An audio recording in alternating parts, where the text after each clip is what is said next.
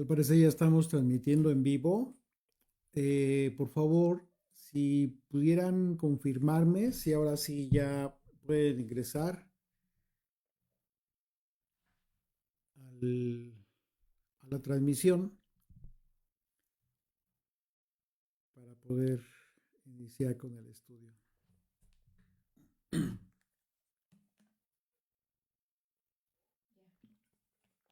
Ya.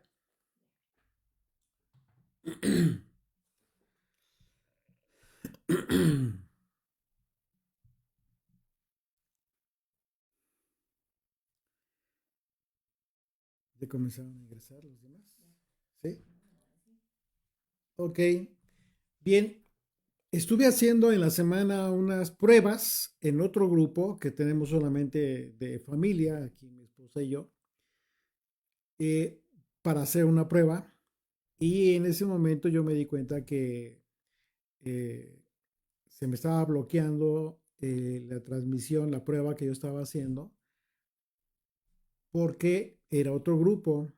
Entonces el sistema, el programa de Facebook no reconoce que yo soy yo mismo, obviamente porque tiene un grupo, un nombre diferente al grupo y estaba utilizando este mismo material que ustedes siempre han visto en mis videos. Entonces me imagino que por ahí tengo que hacer alguna aclaración. Así es de que les ofrezco una disculpa por este pequeño detalle. Y bueno, yo espero que ya estén por ahí conectados. Y si les parece bien, vamos a, vamos a darle gracias al Señor. Bendito Rey, gracias por este tiempo que nos das, por la oportunidad de congregarnos, Señor. Hoy de entre los pueblos de la tierra nos reunimos para alabarte, para consagrar este día y darte honor, darte la gloria, Señor, por todo lo que has hecho con nosotros, con nuestras vidas, por todas tus promesas cumplidas y por las que vienen por cumplir, Señor. Por todo lo que aún estás por cumplir por causa de tu fidelidad. Gracias, bendito Rey.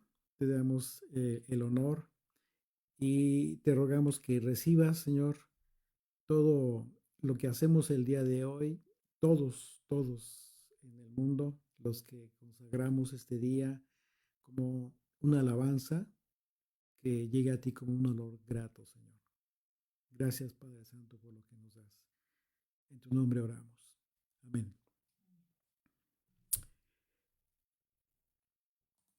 Y si les parece bien, vamos a iniciar con la grabación de este estudio.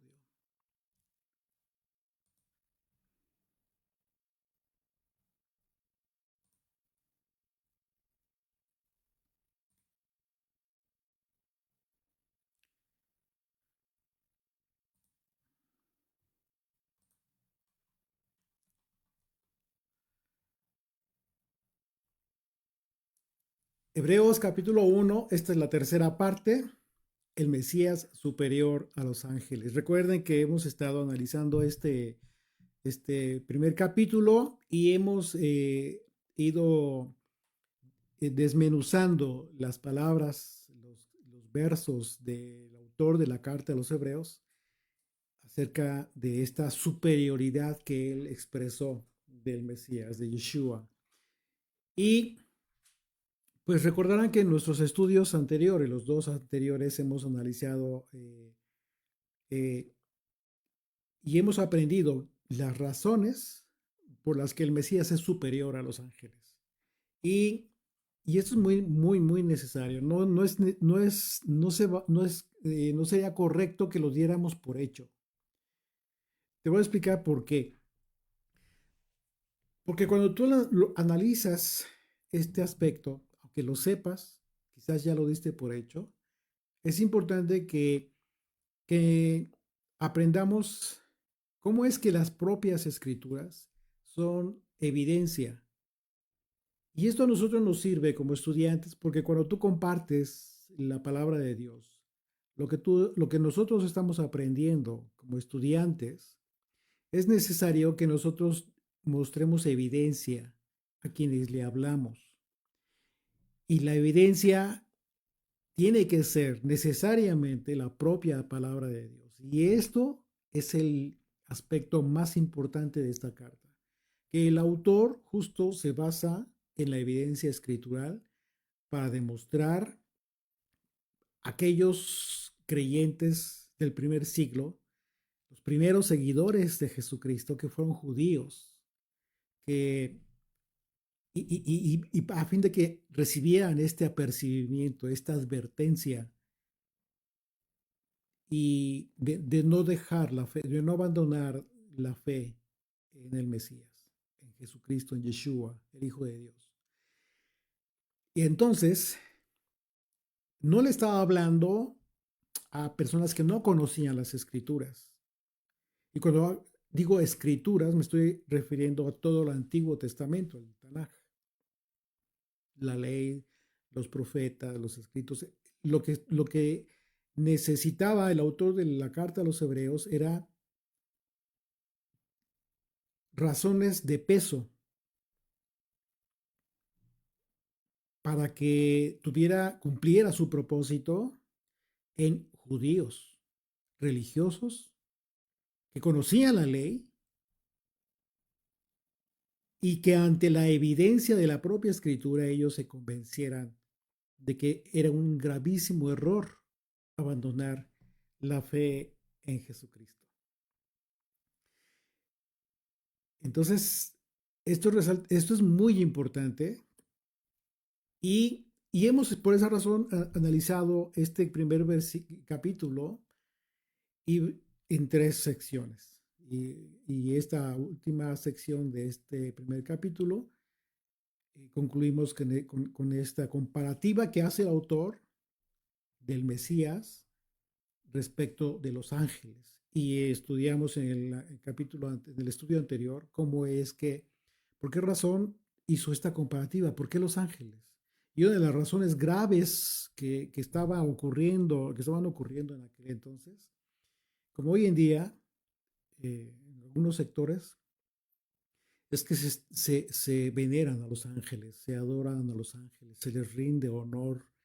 Y esto era, por supuesto, algo que es algo que no solamente en el Antiguo Testamento, sino incluso en las cartas del Nuevo Testamento, vimos algunos pasajes en donde eh, los propios apóstoles dieron evidencia acerca de por qué razón no era bueno, no es correcto adorar a los ángeles, sino al Mesías. Incluso citamos, vemos cómo es que el propio apóstol Juan en su revelación de Apocalipsis, cuando él escribe, él mismo eh, se estaba, se estaba postrando ante un ángel. Y el ángel le rectificó y le dijo, no, no lo hagas, sino adora a aquel, adora a Dios. Y entonces, en este último, esta sección, vemos cómo es que el Padre describe al Hijo como Dios. Imagínense, imagínense la impresión de Juan. Entonces continuamos ahí y vamos a tomar contexto, si me ayudas a leer del versículo 1 al 6, para que tomemos un poco de contexto para retomar este estudio desde el versículo 7. Dios, habiendo hablado muchas veces y de muchas maneras en otro tiempo a los padres por los profetas, en estos postreros días nos ha hablado por el Hijo, a quien constituyó heredero de todo y por quien asimismo hizo el universo, el cual, siendo el resplandor de su gloria y la imagen misma de su sustancia, y quien sustenta todas las cosas con la palabra de su poder, habiendo efectuado la purificación de nuestros pecados por medio de sí mismo, se sentó a la diestra de la majestad en las alturas, hecho tanto superior a los ángeles, cuanto heredor más excelente nombre que ellos. Porque ¿a cuál de los ángeles dijo jamás, mi hijo eres tú, yo te he engendrado hoy? Y otra vez, yo seré a él padre y él me será a mí hijo. Y otra vez, Cuando introduce al primogénito en el mundo, dice, adórenle todos los ángeles de Dios. Así es, adórenle todos los ángeles de Dios al Mesías, al Hijo.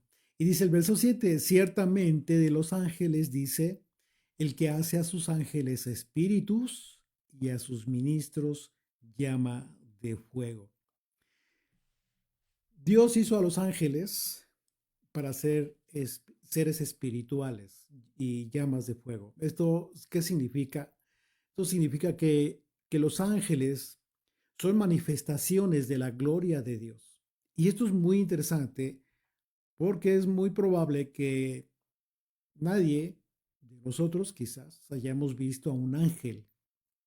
Sin embargo, también es cierto que quizás hayamos sido hospedadores de algún ángel y quizás sin saberlo, como el propio autor de esta carta, más adelante ahí en el capítulo 13 nos dice que permanezca el amor fraternal y que no nos olvidemos de la hospitalidad. ¿Por qué? Porque por ella, por la hospitalidad, por el amor fraternal, sin saberlo, quizás hemos hospedado ángeles. Así es que si tú has hospedado a personas, bueno, quizás has hospedado a algún ángel. Imagínate qué importante es esto. Y quizás no lo viste, no te diste cuenta. ¿En qué momento puede suceder que sí te das cuenta? Bueno, cuando lo disponga el Señor. Hemos visto en las escrituras diversos pasajes como es que las personas llegaban a un punto en que veían a un hombre, sí, pero discernían. Dios les permitía discernir que era un ángel, era un enviado del Señor. Ahora bien, sí es cierto que no podemos identificar a los ángeles en un plano terrenal, físico. Lo cierto es que nosotros pudiéramos verlos, si nosotros, imagínate que pudiéramos verlos a los ángeles en un plano celestial, podríamos verlos como instrumentos que nos harían ver la gloria de Dios. En otro pasaje se nos dice que Dios cuida de sus ángeles porque son su creación y con lo cual, pues, por supuesto, podemos confirmar una vez más que los ángeles fueron creados por Dios. Dice el Salmo 104, desde el verso 1, dice, bendice alma mía al Señor. Señor, Dios mío, mucho te has engrandecido. Te has vestido de gloria y de magnificencia. El que se cubre de luz como de vestidura, que extiende los cielos como una cortina, que establece sus aposentos entre las aguas. El que pone las nubes por su carroza, el que anda sobre las alas del viento, el que hace a los vientos sus mensajeros y a las flamas de fuego sus ministros. Entonces el autor de la carta a los hebreos está tomando este salmo como contexto para establecer la gloria de Dios. ¿Cómo es que Dios hace que sus mensajeros, los ángeles, sean espíritus y llamas de fuego? Entonces, así es de que, aunque los ángeles fueron creados como seres superiores a los humanos, que son seres que manifiestan la gloria de Dios, ellos solo reflejan la gloria de Dios, no son ellos mismos la gloria. Ese fue el pecado de, de Lucifer, de Satanás, que llegó el tiempo en que la soberbia le hizo pensar que él era precisamente el que emitía esta gloria. Por supuesto que esto no puede ser, esto es imposible. Ellos simplemente reflejan la gloria de Dios, a diferencia de Yeshua, el Mesías, quien en sí mismo contiene y emite la gloria de Dios, porque es de la misma sustancia de Dios. Y a continuación, el autor de la carta, en este ascenso de la descripción de la divinidad del Mesías, escribió lo siguiente. Dice el verso 8. Mas del Hijo dice, tu trono, oh Dios, por el siglo del siglo. Cetro de equidad es el cetro de tu reino. Entonces, imagínense bien, Dios el Padre está hablándole al Hijo y lo llama Dios. Y el énfasis en este pasaje, justo cuando a Yeshua se le escribe como Dios, el énfasis es el trono. Lo que es muy relevante porque la referencia al Hijo en esta carta, el autor la relaciona de manera directa con el Mesías, que en la traducción que nosotros tenemos al español como Cristo, y que en el griego es la palabra ungido, sabemos que Yeshua fue ungido para gobernar. De manera que hay una conexión entre los conceptos de Cristo y Rey. Esto es muy relevante, es muy importante. Recordemos que en esta carta originalmente fue dirigida a aquellos creyentes del primer siglo y que fueron judíos de Israel. Y en el contexto judío existe una regla gramatical al mencionar el concepto del Mesías. ¿Por qué? Porque esta palabra se expresa Melech HaMashiach. Al referirse al Mesías, siempre ellos dicen Melech HaMashiach, que traducido es Rey el Mesías, el Rey Mesías. Entonces, en este contexto debemos entender la revelación de esta expresión. Una vez más, quiero que no, yo te pido que no te desconectes del propósito y los destinatarios originales de esta carta, que fueron judíos. Entonces, el autor justo se basa en todo esto que de alguna manera ya en la mente de cualquier judío de esa época, del primer siglo, ya existía acerca de la referencia a Melech HaMashiach, al Rey Mesías. ¿Por qué? Bueno, recordemos, por ejemplo, el libro de el libro de los jueces. Ya lo analizamos, ya estudiamos cómo es que Dios designaba a un libertador. Dios designaba a un Mesías, que es también el concepto que se puede utilizar para aquel que estaba designado para liberar, para libertar, para dar, para salvar. En aquel entonces, por ejemplo, de la opresión, ¿no? De los pueblos enemigos. Era un término común. Entonces, el término para la referencia a aquel que vendría a liberar a Israel, al que estaban esperando los judíos antes de la venida de Yeshua, siempre fue una referencia como Melech HaMashiach, el rey Mesías, para hacer esta referencia de honor, por supuesto. Entonces, estos que ya habían creído en el Mesías y que su fe estaba debilitándose después de haber sido muerto, sacrificado y que resucitó por las presiones que estaban ellos teniendo en aquel entonces, no solamente de Roma, sino de los propios judíos religiosos que no creyeron, que se empecinaban en difamar al Mesías. Entonces, a fin de fortalecer esta fe en ellos, el autor hace estas referencias tomando en cuenta la mentalidad de un judío. Entonces, si nosotros lo vemos desde esta perspectiva, es importante que nosotros entendamos cómo es que bajo esta perspectiva podemos leer el verso 8 una vez más. Mas del Hijo dice, tu trono, oh Dios, por el siglo del siglo, cetro de equidad es el cetro de tu reino. Es una referencia a un rey, a Melech HaMashiach. Entonces el autor de la carta, al hablar del trono del Mesías, nos está remitiendo a la profecía de Isaías. Una vez más, algo que por supuesto conocían los judíos. Isaías capítulo 9, verso 6. Porque un niño nos es nacido, Hijo nos es dado y el principado sobre su hombro, y se llamará su nombre admirable, consejero, Dios fuerte, Padre eterno, príncipe de paz.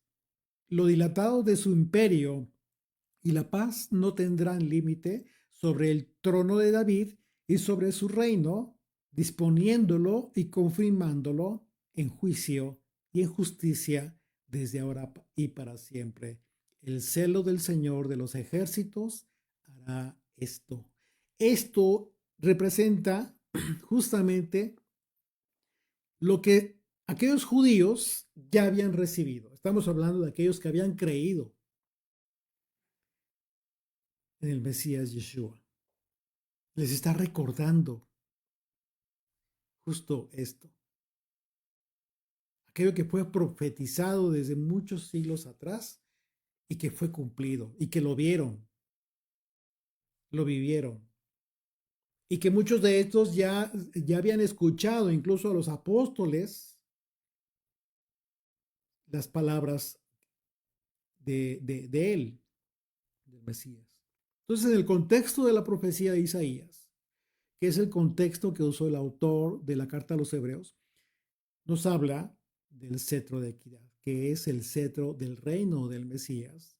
Y la palabra equidad en el griego es la palabra eutsus, eutsus, y se traduce como verdadero, se traduce como derecho, como recto.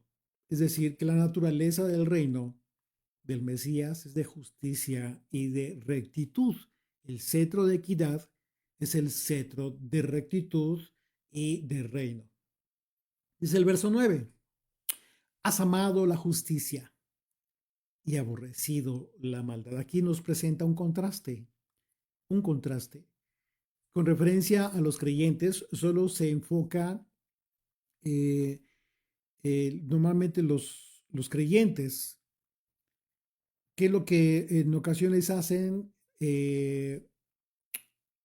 cuando hablan del Mesías, escuchan hablar del Mesías o hablan ellos mismos del Mesías. Normalmente su enfoque es en relación a la manifestación del amor de Dios, que por supuesto es muy importante.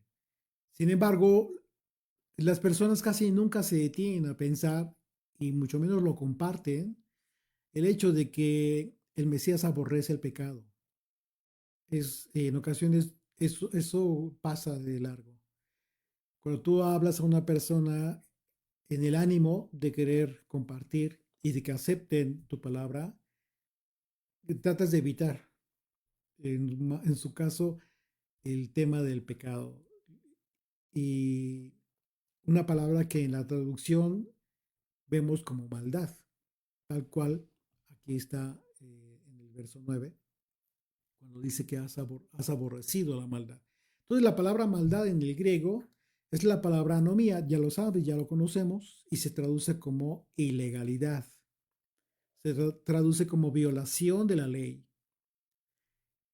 Se traduce como infracción, infringir la ley, iniquidad.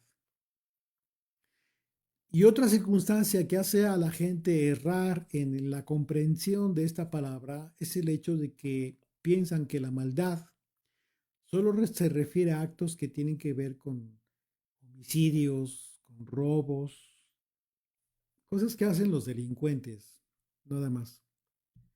Sin embargo, como creyentes, tenemos que atender a los conceptos bíblicos que nos proporciona la propia escritura para evitar hacer interpretaciones donde no hay necesidad de interpretar, porque la propia escritura lo habla. Y si tú quieres entender de forma muy simple, muy sencilla, sin dar interpretaciones que no vienen al caso, simplemente tienes que leer lo que dice Juan, lo que describió Juan en su primera carta, primera de Juan, capítulo 3, verso 4. Todo aquel que comete pecado, ¿qué es el pecado? Infringe también la ley. Pues el pecado es infracción de la ley, así literal. Te pregunto, ¿acaso podríamos interpretar esto? No hay forma de interpretar porque es súper claro. ¿De qué ley está hablando Juan? Pues de la ley de Moisés. El que comete pecado infringe la ley. O sea, todo aquel que infringe la ley comete pecado, hace maldad. Ahora hay que hacer un paréntesis aquí, bien importante. Una vez más, recordemos que esta carta va dirigida a los judíos, aquellos que conocen la ley. Y hoy en día, ti y a mí, que conocemos la ley y que tenemos un pacto de obediencia con Dios para seguir sus pasos. Entonces, tú conoces la ley y si conociendo la ley haces maldad, infringes la ley, cometes pecado, entonces tu pecado no es el mismo pecado, gravedad del pecado que comete una persona que no conoce la ley. Hay algo totalmente diferente ahí, mucho más grave. Entonces, en ese sentido, cuando leemos que Dios le dijo al Mesías, has amado la justicia y aborrecido la maldad, lo que debemos entender es que Yeshua, el Mesías, aborrece a todo aquel que transgrede la Torá a propósito, con conocimiento previo de lo que aborrece Dios.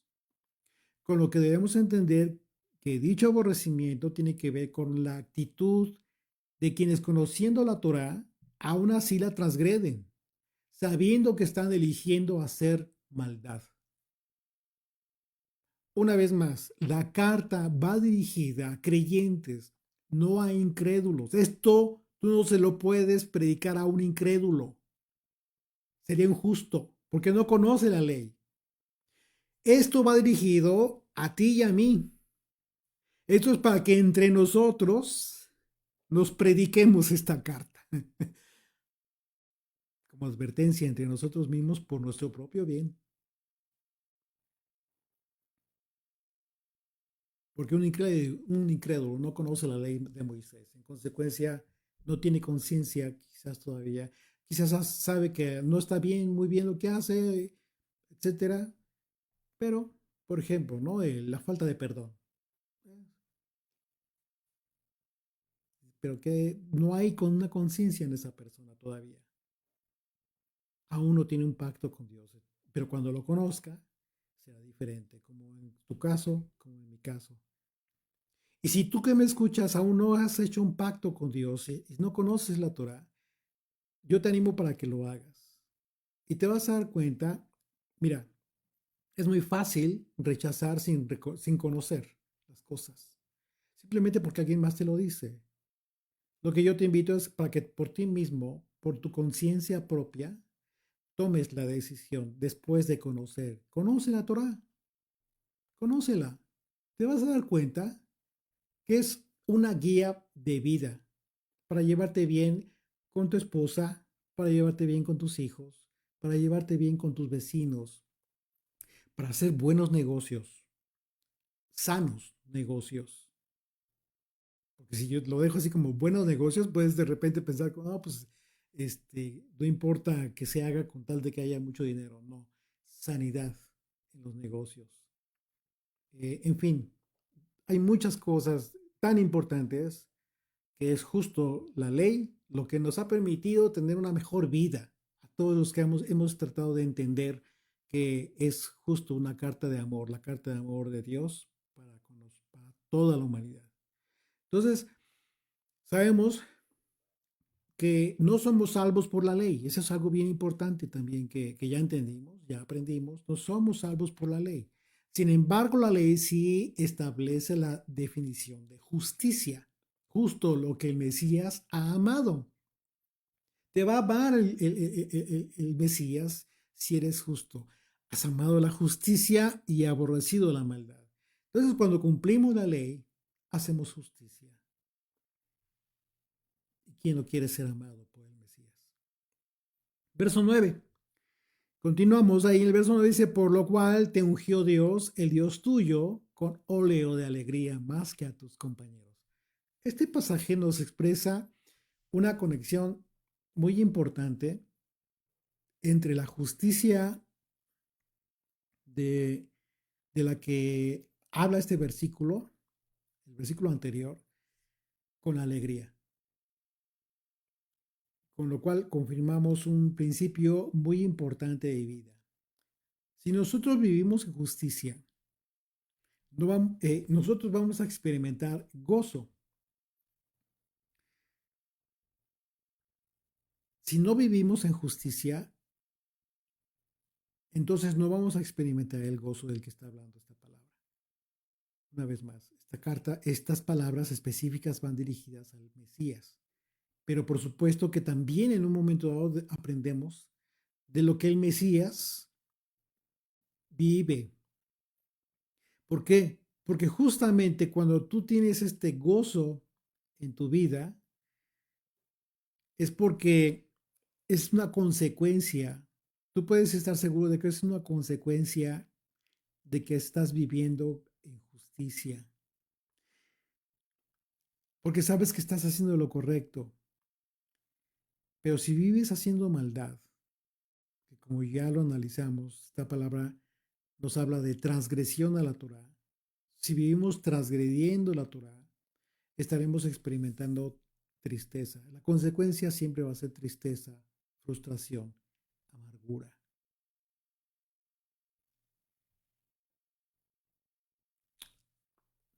El contexto más común para muchos incrédulos que dicen ser creyentes es que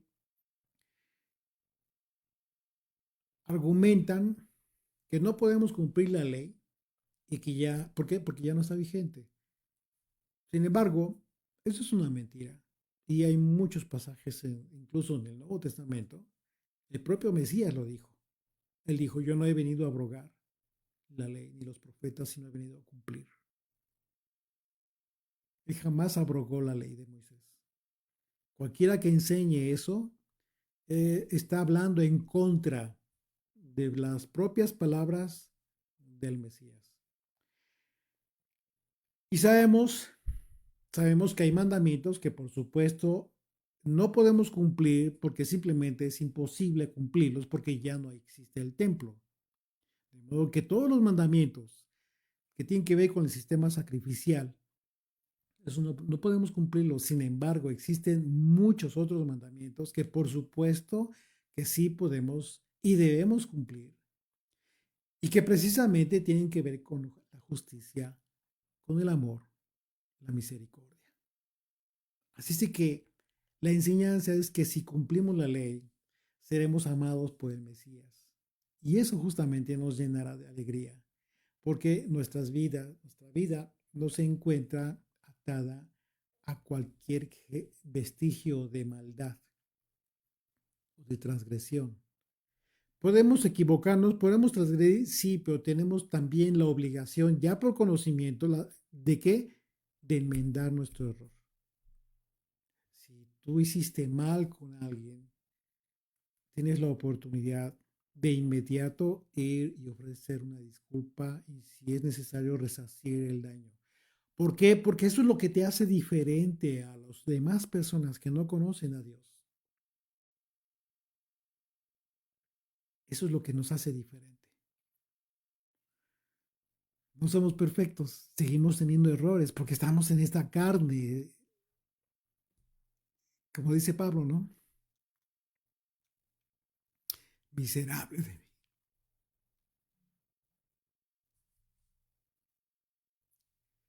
¿Cuántas veces no te has arrepentido de haber hecho algo mal? Eso que te pasa cuando te arrepientes de haber hecho algo mal es porque el Espíritu de Dios te está hablando. Te está diciendo, enmienda tu error. Obedece. Obedece. Baja la cerviz. Y ve con quien hiciste mal. Discúlpate. Pide perdón. Y eso te va a hacer mejor persona. Eso no te hace menos, al contrario. Eso te hace una mejor persona. Eso es lo que te va a dar alegría. Después de eso, te vas a sentir tranquilo. No vas a tener, no vas a tener en tu corazón ese pesar, porque todo el tiempo vas a estar ahí recordándolo, pero por tu orgullo, no quieres arreglar las cosas. Es en tu propio perjuicio. Entonces, la alegría es una consecuencia inmediata de la justicia. No tu justicia. Estamos hablando de la justicia que deriva de la palabra de Dios, de su ley. Verso 10. Y tú, oh Señor, en el principio fundaste la tierra y los cielos son obra de tus manos. Ellos perecerán, mas tú permaneces. Y ellos envejecerán como una vestidura. Este pasaje nos habla de la calidad de eterno que tiene el Hijo de Dios. Todas las cosas materiales de este mundo desaparecerán. Sin embargo, todas las cosas relacionadas con el Mesías, incluyendo a todas las personas que viven vidas de pacto con el Mesías, seremos eternos con Él. Por ello, dice el pasaje que todas las cosas creadas van a perecer. Serán como una prenda de vestir que se envejece y ya no sirve, pero el Mesías va a permanecer.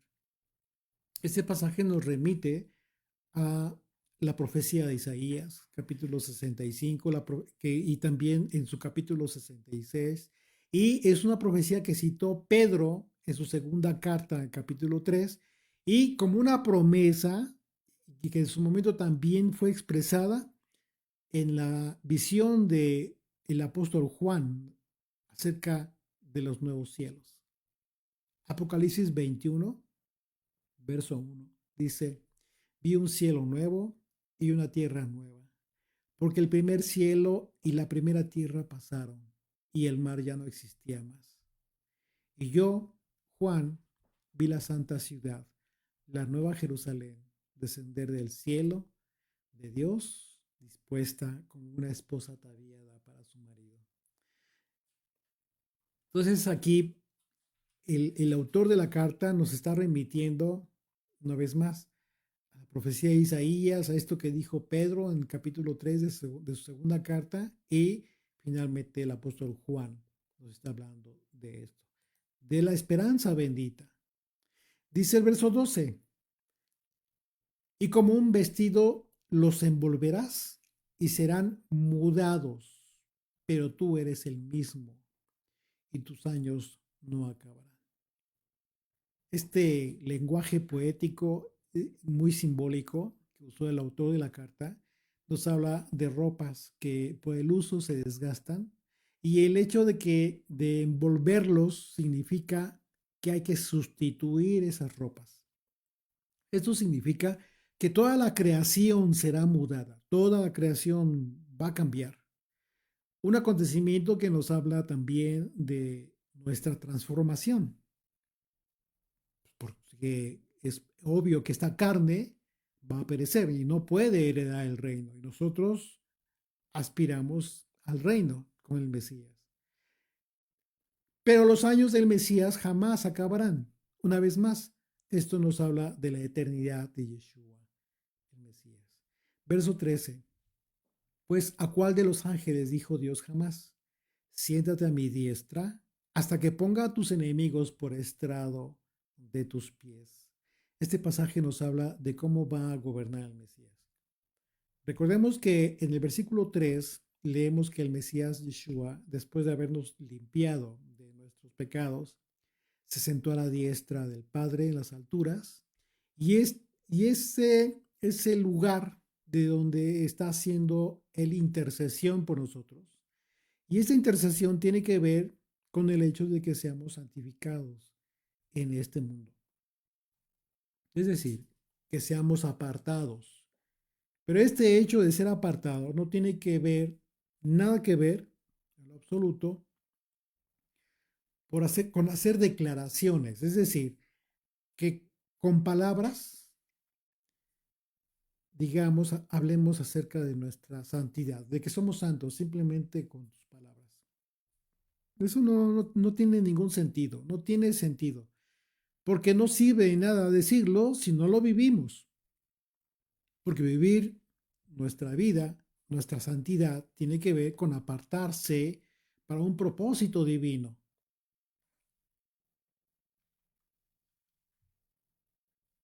Ahora, ahora bien, aquí de repente yo te invito para que reflexiones un poco en esto. ¿Por qué? Porque en ocasiones se comienza a tomar decisiones equivocadas. Comienzas a separarte de las personas, inclusive de tu familia. Mira, si tú te vas a separar o vas a tomar distancia sana quizás, por decirlo de una forma, de tu familia, que sea quizás por problemas que tú consideras que a lo mejor no han podido ser salvados y que quizás sea sano dar un tiempo. Pero no por el hecho de que te consideres que eres santo. Este es un error que hace muchos años se transmitió a los creyentes y solamente les hizo la vida eh, desgraciada. Porque no es eso, no se trata de que tomes una vez. Si yo te estoy diciendo que no te sirve de nada declarar que eres santo, es decir, decirlo con tu boca, no te sirve absolutamente de nada, porque ni te vas a convencer cuando te des cuenta de las cosas que haces mal. Lo que significa es, ¿qué es la palabra santo? Para empezar, tú ya lo sabes. Por ejemplo, en el hebreo, la palabra es kadosh, que significa ser apartado. Ser apartado. Ahora bien, ¿cómo fueron apartados los sacerdotes, los levitas? ¿Solamente porque eran levitas? Hubo levitas que fueron castigados con la muerte por transgredir. Entonces, ¿qué pasó con ese apartado, con esa santidad? No. Lo que los apartó fue justo a lo que estaban dedicados. Ellos estuvieron dedicados al servicio, tuvieron un ministerio, estuvieron apartados para el servicio en el tabernáculo primero y después en el templo. Fue su actividad, lo que ellos vivieron, lo que en automático les apartó, no porque ellos quisieran apartarse de las actividades comunes y corrientes del pueblo, ¿no? ¿Qué es lo que tú y yo tenemos que hacer para considerar que nos estamos santificando? Es muy sencillo lo que acabamos de hablar. Ama la justicia y aborrece la verdad. Perdón, la maldad. ¿Qué dije? No, aborrece la maldad, perdón. Entonces, imagínate, lo que estamos viendo es que tu santidad se va definiendo poco a poco en base a tu propia vida, lo que estás viviendo, las experiencias que tienes, cómo las afrontas, cómo las resuelves. Y entonces llega un momento en que tu vida está siendo apartada, pero por tus propios pasos en la vida que estás dando. No porque estás decidiendo apartarte de una u otra persona, porque son incrédulos, porque son pecadores, porque eso no es cierto, eso no funciona de esa manera. Y tampoco se va a ir al extremo de que digas, pues me voy a la cantina porque no me voy a apartar de mis cuates, de mis amigos. Pues, ¿qué es eso? Eso es una barbajanidad que no tiene justificación. ¿Qué vas a hacer en un lugar como esos, no? Seamos serios, maduros y no pretendamos hacer algo peor, que sería pretender burlarnos del Espíritu de Dios. esto que, que estamos hablando acerca de la santidad, lo podemos lograr solo con su ayuda. No es porque tengamos mucha fuerza de voluntad y que seamos super perfectos, porque es el error que tiene la gente. De repente dice, no, pues ya comencé a apartarme, ya comencé a hacer esto, pero de repente lo comienzan a decir como algo, como que ya se sienten superiores a los demás. Y ese es un terrible error, porque la demás gente lo ve y comienzas a hacerte aborrecible ante ellos. Cuando en realidad tendríamos que generar en ellos algo diferente. Y eso es triste cuando sucede algo así. Tu santidad no, tú la decides, tú decides someterte al Señor y en base a eso tu santidad comienza a ser fortalecida y provista con la ayuda del Espíritu de Dios. El propósito de tu santificación se cumple cuando has tomado la importante decisión de aceptar al Mesías. Si tú no conoces a Jesucristo, si no conoces al Mesías, si no conoces cuál fue el propósito de su muerte y resurrección, lo primero que tienes que hacer es tomar conciencia acerca de tu vida. No ante alguien más, sino ante Dios, tú solo, delante del Señor. Y abre tu corazón. Dile lo que realmente quieres. Dile que quieres conocerle. Y acepta tu condición, la condición en la que te encuentras aún de pecado. ¿Por qué? Porque entonces comienzas tú mismo a abrirte la oportunidad de ser perdonado. Nadie que no reconozca su pecado puede esperar un perdón. ¿Perdón de qué? Si se considera justo. Todos somos pecadores y todos necesitamos del perdón de Dios. Así es de que es muy importante que tomes la decisión de aceptar al Mesías en tu vida. ¿Qué significa esto? Primeramente, que reconozcas tu condición de pecado y por lo tanto, que deposites tu confianza en Él y que tú mismo tomes la decisión de aceptar para tu vida el propósito que tuvo el derramamiento de su sangre en la cruz y su muerte. Y la consecuencia va a ser que Dios va a confirmar el perdón de tus pecados cuando tú entiendas que esa confirmación fue justo la resurrección de Jesucristo de entre los muertos. Esta es la confirmación de nuestros pecados, la confirmación final de que Dios nos ha perdonado. Así es de que nos debemos a Él, estamos en deuda a Jesucristo, con Jesucristo.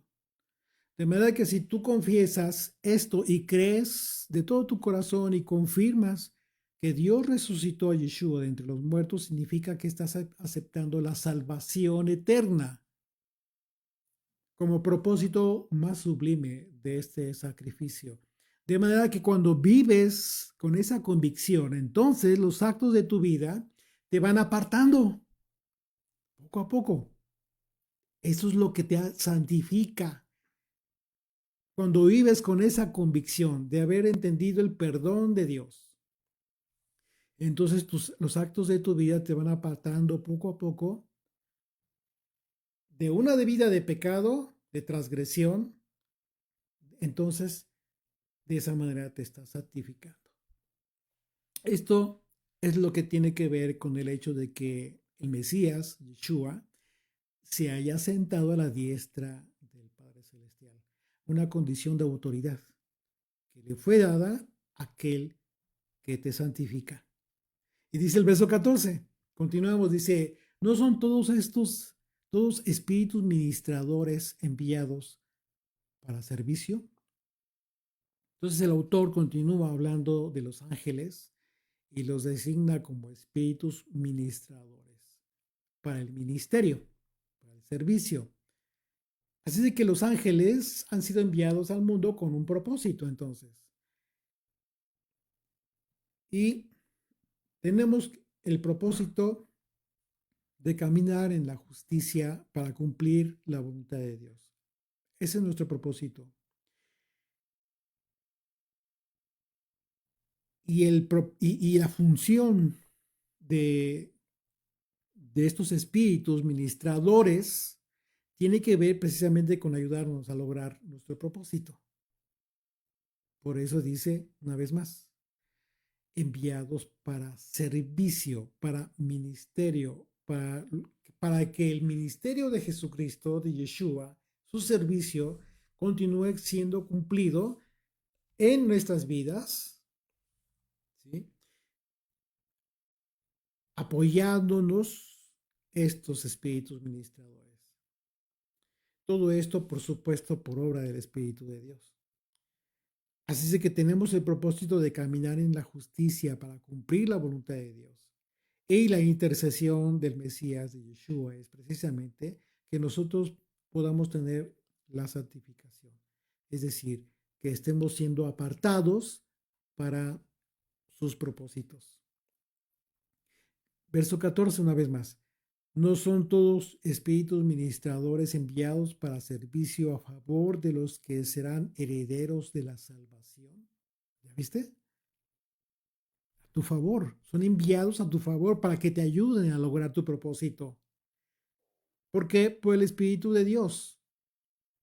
Pongamos atención en este último versículo de este capítulo, porque se nos dice que la condición en la que nos encontramos al escribir los que serán herederos de la salvación, eso significa que no estamos hablando de aquel primer aspecto de la salvación, de la que acabo de hablar hace unos minutos, hace unos minutos, que tiene que ver con ser salvos y haber sido hechos justos por el perdón de los pecados. Eso es un primer aspecto, el aspecto en el que hemos sido establecidos en santidad en nuestra relación con Dios.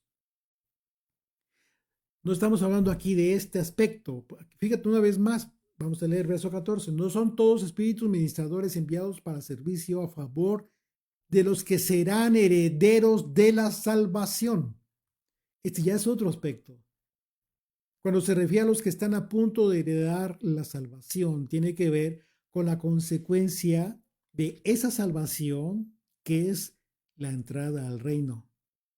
Hoy tú y yo vivimos en concordancia con la verdad del reino. Sin embargo, cuando regrese el Mesías, ese reino será establecido y nosotros estaremos con él. Y esa es la promesa. Mientras tanto, debemos constituirnos como fieles servidores del Mesías, de Jesucristo, mientras estemos en este mundo. Amén.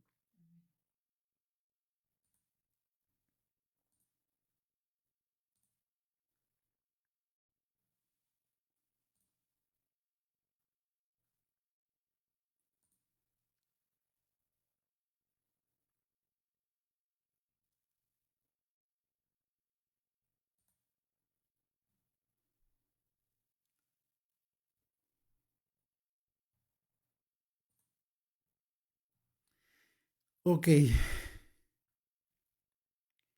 Bueno, es que estoy empezando estoy aprendiendo a manejar este programa nuevo que estoy usando. Así es que de repente por eso me ven que me pierdo aquí en la pantalla. Pero bueno, gracias por acompañarme esta mañana, amigos y hermanos de la fe. Muchas gracias. Yo espero que el estudio de este primer capítulo pues haya sido de bendición para ustedes, que siga siendo de bendición. Recordemos que la palabra del Señor es para constantemente retroalimentarnos en nuestra vida. Y si tienen la oportunidad, pues más tardecito los espero para que tengamos nuestro estudio de cierre del día de reposo. A las 5 de la tarde continuamos con el estudio de, eh, del libro de los Reyes, del primer libro de los Reyes. Estamos analizando la construcción del templo, acerca de la construcción del templo, ese trabajo impresionante que tuvo Salomón Y bueno, vamos a ver todo, qué fue lo relevante que quedó registrado acerca de esta obra majestuosa en, en honor a nuestro Señor en aquel tiempo. Así es que bueno, les mandamos un fuerte abrazo desde Cuernavaca, México, que sigan teniendo un día de reposo muy agradable.